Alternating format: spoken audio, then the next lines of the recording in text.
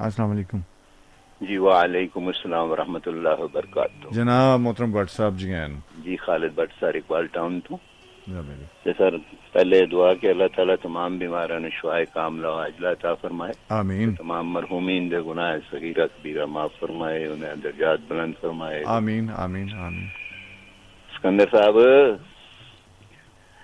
ਤੁਹਾਡਾ ਤੇ ਮੈਂ ਬਹੁਤ ਸ਼ੁਕਰੀਆ ਅਦਾ ਕੀਤਾ ਸਰ।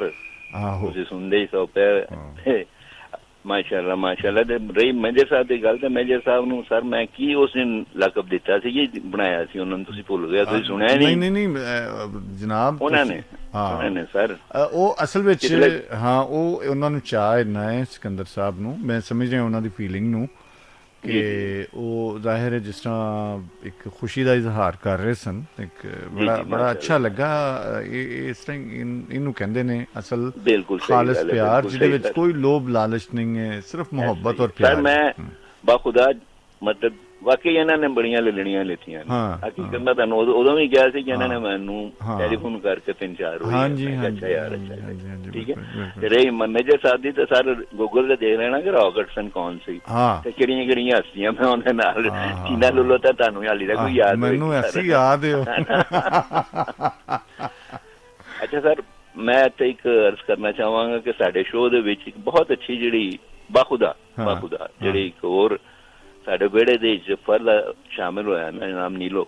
ਹਾਂ माशाल्लाह माशाल्लाह माशाल्लाह माशाल्लाह। अल्लाह ताला नजरे बद तो बजाय नहीं सब पहले ही निगत सही सी ऐसे है इस ना तो माशाल्लाह ट्रायंगल बहुत अच्छा सर, बहुत ही अच्छे। और माशाल्लाह गांधे तो सारे ही ने, बहुत सारे सुने हैं, कोशिश कर दिया ने, मगर क्या खूबसूरत उन्होंने उस दिन गुड्डो का भी गाना जेड़ा उन्होंने खुर्शीद अनवर साहब की बनाई, क्या सोना गाया, जो क्या उन्होंने गाया और क्या उन्होंने दूसरियां भी जड़ियां दित्तियां ने।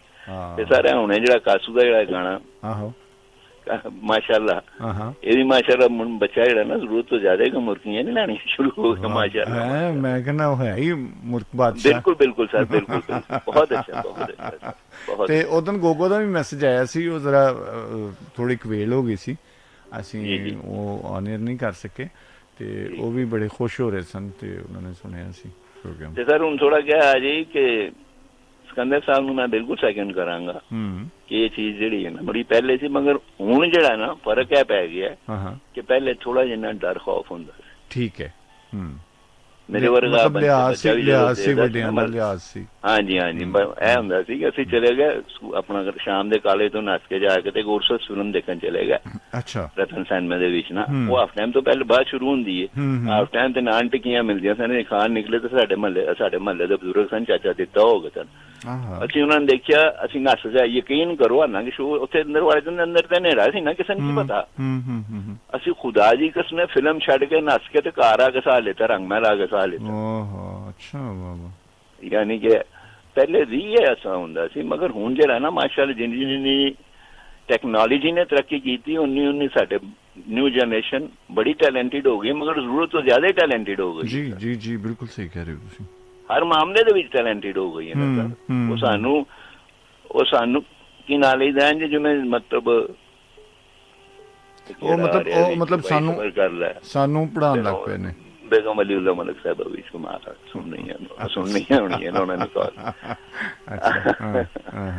ਤੇ ਸਰ ਗੱਲ ਇਹ ਹੈ ਕਿ ਹੁਣ ਉਹ ਸਾਨੂੰ ਇੰਝ ਚਲਾਉਂਦੇ ਨੇ, ਹਾਲਾਂ ਹਕੀਕਤ ਇਹ ਹੁੰਦੀ ਹੈ ਕਿ ਬਾਅਦ ਜਗ੍ਹਾ ਐਸੀਆਂ ਹੁੰਦੀਆਂ ਨੇ ਅਸੀਂ ਕਹਿੰਦੇ ਹਾਂ ਕਿ ਯਾਰ ਤੁਸੀਂ ਸਾਨੂੰ ਚਾਰਦੇ ਹੋ, ਅਸੀਂ ਲੋਕੀ ਬੰਦੇ ਚਾਰਦੇ, ਆਪਣਾ ਡੰਗਰ ਚਾਰਦੇ ਨੇ, ਅਸੀਂ ਬੰਦੇ ਚਾਰਦੇ ਰਹੇ ਹਾਂ ਬੱਚੇ। ਅਸੀਂ ਵੀ ਇਸ ਦੌਰ ਤੋਂ ਗੁਜ਼ਰੇ ਹਾਂ, ਅਸੀਂ ਵੀ ਇਸ ਦੌਰ। ਮਗਰ ਸਰ ਇਹਦੇ ਚ ਹਕੀਕਤ ਇਹ ਹੈ ਕਿ ਹੁਣ ਡਰ ਖੌਫ ਨਹੀਂ ਰਿਹਾ।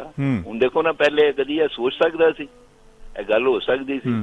ਮਤਲਬ ਜਿਹੜੇ ਵਾਕਿਆ ਤੁਸੀਂ ਸੁਣਾ ਰਹੇ ਹੋ, ਇਹਦਾ ਤਾਂ ਵਜੂਦ ਹੋ ਹੀ ਨਹੀਂ ਸੀ ਨਾ ਸਕਦਾ ਸਰ। ਸਟਾਰ ਪਲੱਸ ਨਹੀਂ ਦੇਖਣ ਦਿੰਦਾ ਜਾਂ ਨਹੀਂ ਦੇਖਣ ਦਿੰਦਾ। ਕਿਧਰੇ ਟੀਵੀ ਪੂਰੇ ਮਹੱਲੇ ਦੇ ਜਿੱਦਾਂ ਇੱਕ ਟੀਵੀ ਹੁੰਦਾ ਸੀ ਤੇ ਉਸ ਘਰ ਵਿੱਚ ਨੂੰ ਹਫਤੇ ਫਿਲਮ ਲੱਗਦੀ ਸੀ, ਹਫਤੇ ਦੀ ਰਾਤ ਨੂੰ ਇੰਡੀਆ ਤੋਂ। ਮਤਲਬ ਸਿਰਫ ਲਾਹੌਰ ਤੋਂ ਇਲਾਵਾ ਪੂਰੇ ਮੁਲਕ ਵਿੱਚ ਅਕਸਰੀਅਤ ਜਗ੍ਹਾ ਤੇ ਸਿਰਫ ਪੀਟੀਵੀ ਆਉਂਦਾ ਸੀ।